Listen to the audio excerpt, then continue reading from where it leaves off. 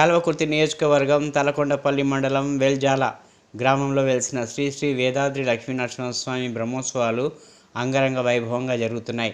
3 రోజుల పాటు ఉత్సవాలు అంగరంగ వైభవంగా జరుగుతాయి. గురువారం రోజు స్వామివారి కళ్యాణ మహోత్సవం వేద పండితుల ఆధ్వర్యంలో వైభవంగా జరిగింది. కార్యక్రమానికి ముఖ్య అతిథిగా ఎమ్మెల్యే కసిరెడ్డి నారాయణ రెడ్డి హాజరయ్యారు. చిన్న గుడిగా ఉన్న దేవాలయం దాతల సాయంతో సుమారు 5 కోట్ల రూపాయలతో అంగరంగ వైభవంగా నిర్మించారు.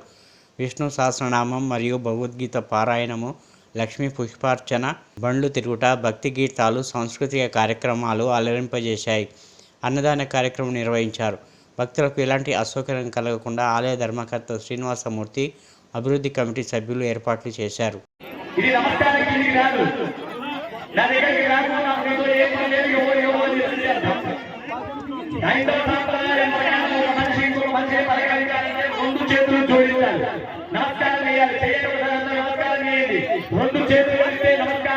ఇద్దరు మనుషులు, ఒక ఆడ ఒక మగ, అమ్మ నాన్న కలిస్తే మనమే వాళ్ళం లేవు. అమ్మ నాన్నలు కలిస్తేనే మనం వచ్చాం. కాబట్టి మనకు దైవము ఎవరైనా తల్లిదండ్రులే. ఒక్కసారి అమ్మకు నాన్నలు జ్ఞాపకం చేసుకోండి.